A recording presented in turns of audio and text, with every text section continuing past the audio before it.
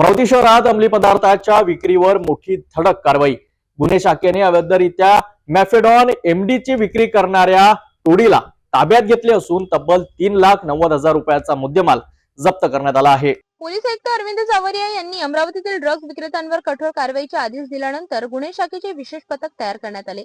Police निरीक्षक संदीप चव्हाण यांच्या नेतृत्वाखाली पथक आयुक्तालय हद्दीत पेट्रोलिंग करीत असताना गुप्त बातमीदाराकडून महत्त्वाची माहिती मिळाली। त्या माहितीनुसार सय्यद सोहेल उर्फ फज्जू आणि त्याचे 2 साथीदार मॅफेडॉन म्हणजेच एमडी हा अंमली पदार्थ विक्रीसाठी गॅलेक्सी हॉटेल कडून कांतानगरकडे जाणाऱ्या रस्त्यावर येणार असल्याची माहिती मिळाली।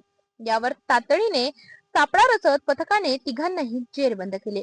तपासात त्यांच्या ताब्यातून 26.830 ग्रॅम एमडी, एकूण 3 मोबाईल, इलेक्ट्रॉनिक वजन काटा असा एकूण 3,90,300 रुपयांचा मुद्देमाल जप्त करण्यात आलाय।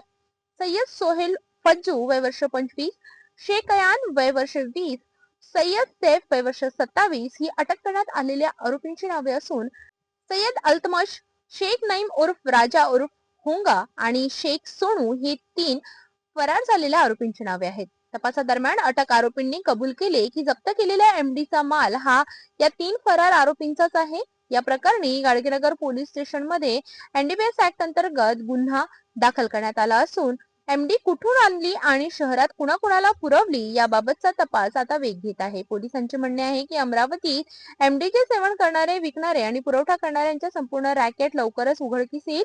ही कार्यवाही पोलीस आयुक्तांच्या मार्गदर्शनास पोलीस निरीक्षक संदीप चव्हाण यांच्या नेतृत्वाखाली करण्यात आली।